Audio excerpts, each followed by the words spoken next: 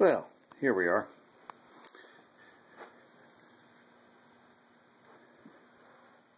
Since I'm not actively playing in any bands right now,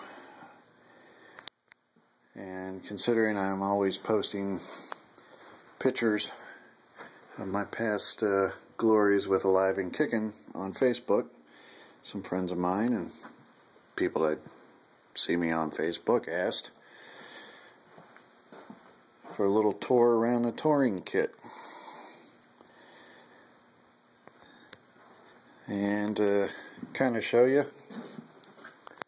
the parts most people don't see, or the point of view, if you will.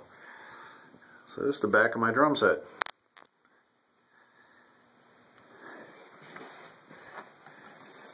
And whenever I'm on stage, this is my point of view.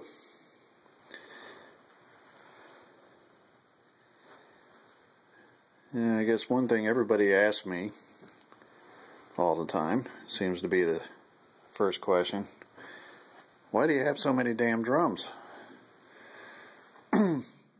My usual answer is because I can.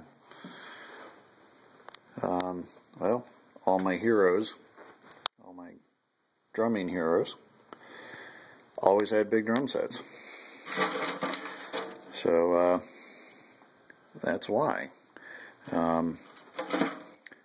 Everyone from the guys I took drum lessons from to all the guys that inspire me always had big drum sets. Eric Carr of Kiss, who you'll see back here in my drum room here. He's pretty much my main guy. There's a self-gratuitous picture of me.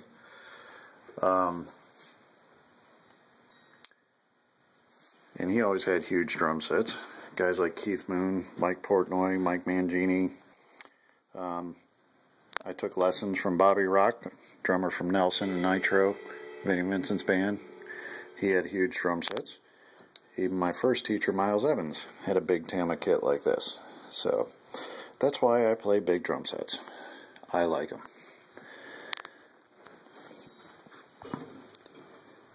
I apologize for the amateur nature of this. All I have is the camera on my phone. But anyway, this drum kit, for those of you in the drumming world that like to know all this stuff, is Tama Grand Star 2s from the 80s, late 80s, early 90s. For my band, since we were playing a bunch of 80s rock covers, these drums were perfect.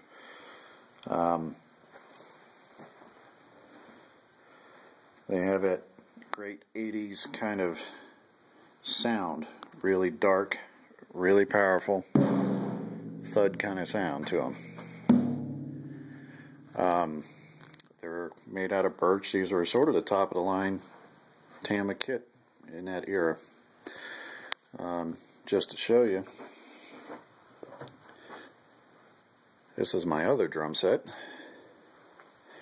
These are what I was using before that kit out there. These are made by Baltimore Drum, custom made by Keith Larsen. It's one of the bigger kits he's ever made.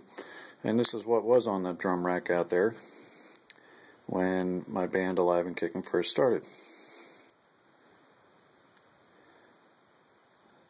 So the thing is, this is a very high-end kit, and they're custom made.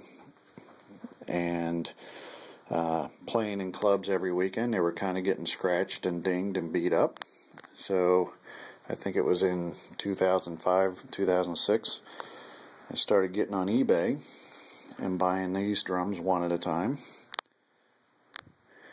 And originally started, I think it was a black bass drum and a white bass drum and a couple black and white toms, whatever I was finding on eBay. Then I tore it all apart, put it back together. They're finished in what are called rockin' wraps, which is this coated finish here. You pull the hardware off. Scott Rockenfield of Queensryche has a company called Rockin' Wraps. This was the finish I chose.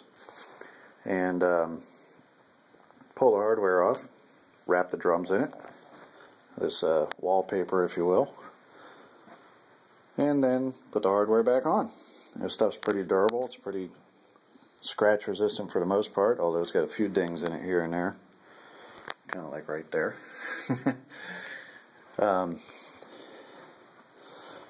And you know, made the kit a nice looking red and black finish, which was consistent with the band's colors. Our banners were all red and black. Our logos were red and black, so this just fit right in. I also put in internal microphones where all the cords and cables are already on the drums. And without getting seasick here, you can see the microphone inside the drum there. Sound guys around town kind of loved me for that, because they would take one look at this drum set and say, oh my god, I don't have enough microphones. And once they figured out all they have to do is come up and plug and play, they kind of liked running sound for us. Here's the mic input there.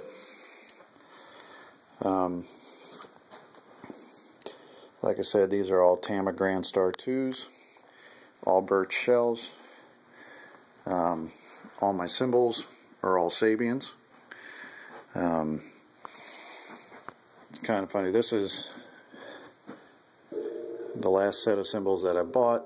I bought them all at once. A lot of high-end Sabian stuff. Is a hand-hammered X 18-inch crash. This particular one, God, I bought this at Gordon Miller Music when they were going out of business. This cymbal's probably 15 years old. The other thing I got new are these chinas. They're called holy chinas for a reason. Got a bunch of holes in them. They're actually some of the best sounding chinas that I've heard. And then I have what's called a mega bell ride. What I love about that and that big bell on here is this thing sounds like an anvil. And when you're playing with guitar players like Glenn Campbell and bass players like George Dimitri, who play through Marshall stacks and big old amps, you have to have stuff that cuts through. Just to show you cymbal wise, for the longest time I was using these Sabian Rocktagons, which I would also find on eBay, and I was on a mission to make them endangered species. If you look back here, there's probably, I don't know, 13, 14 of them here that are all in various stages of being cracked. This is probably, I don't know, 20, 25 cymbals sitting here that I've cracked with playing with Alive-N-Kickin alone. So, now that the kit's in the basement, I'm going to be spending plenty of time cleaning it up. And then we have the gong back here. It's a 28-inch symphonic gong from Sabian. Because what is a big drum set without a gong? The gong was actually a gift to me from the band when we first started. I guess they thought I was doing a lot of work and bought me a nice present. I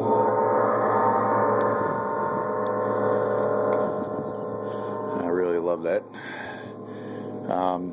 Snare drum wise, I got a lot of snares. This drum is a Ludwig marching snare, also in the rockin' wraps. And what I loved about that is it's a nice maple snare. And I also got it on eBay for 12 bucks. Gotta love eBay. This is a Baltimore drum custom snare that goes with the kit in the other room. It's a great snare drum. A chrome 6-inch Grand Star snare that matches the kit. And that is a Tama Artwood snare. Very thick maple shelled snare. Also in here with the other kit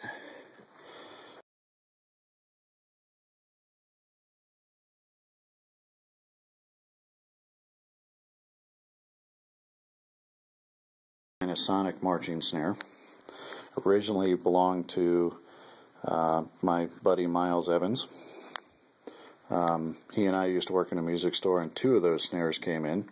I bought one, he bought this one, and years later I bought that from him.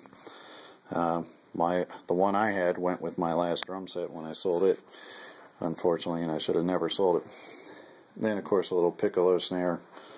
Then I've got a project snare over here, which is another 12 by 15 marching snare. It's also a Ludwig. So there you have it. The tour around the touring kit. I'll try to put this up on eBay, or excuse me, up on Facebook later. A couple other little interesting things. You know, I have all this little percussion stuff. You know, cowbells, wood blocks, tambourines, which make for some interesting things when you're playing. When you're playing on stage, this makes a nice cross stick kind of sound for certain songs. I like the little percussion stuff. It comes from, again, having teachers like Bobby Rock and influences like Mike Portnoy. Another kind of a neat thing. Everybody see my drum workshop pedals down here. And these are the newer DW9000s. Okay. And I like drum workshop stuff, I really do. But let me show you a certain little thing here. This hi-hat stand here. This is a Drum Workshop 5000 Turbo that I bought in 1988. That long ago. What, 25 years ago almost. And still works. Nice smooth action, everything's straight. I've never stripped a bolt. I've never lost anything off of this thing. I've never broken it. Pull this out here for a second. Some interesting history with this. It's got this huge Velcro pad on the bottom of it to keep it in place. And on here are all these little pieces of carpet from probably every gig I ever played. I played the Whiskey and the Roxy in Los Angeles. There's probably pieces of their carpet from their stage in here. Network, Hammerjacks, The Rage, Cancun Cantina, you name it. That's all pieces of carpet that this thing would pull up for being on stage. But as you can see, this thing's pretty simple. It's got all its original bolts and wing nuts and everything else. Now let's go back here for a second. A couple of years ago, 5-6 years ago, I bought this one. This DW9000 because it matches the newer hardware. And I've got to say, to Drum Workshop, you tried to go all out on this hi-hat pedal. It's a piece of crap. I can't say it any other way. Every single bolt I've had to run to the hardware store and replace because they strip very easily. You know, the rod bent very easily. I mean, this thing's not even straight. You can see that. It does work. I've broken the chains down here that hold the pedal. When it works great. But you really, Drum Workshop, go back to that. Keep it simple, stupid. That's all I gotta say about that. Well, for all my friends that were asking, again, that's the tour around the touring kit. I'm kind of enjoying my retirement from playing every weekend as I did with Alive-N-Kickin from 2001 to 2012. No, I'll never say never. The band may reemerge here or there. We'll see. But the last 4 months I've kind of enjoyed waking up on Sunday mornings and not feeling like I'd been hit by a truck. I do still play, and certainly with this sitting here, it's rather enticing to play. And we'll see if a band around town needs a drummer, or if Alive-N-Kickin decides to put it back together and go back out there and show everybody how good we really are. But for those that were asking, I hope I showed you everything on the kit, and I hope this thing downloads to Facebook. Later.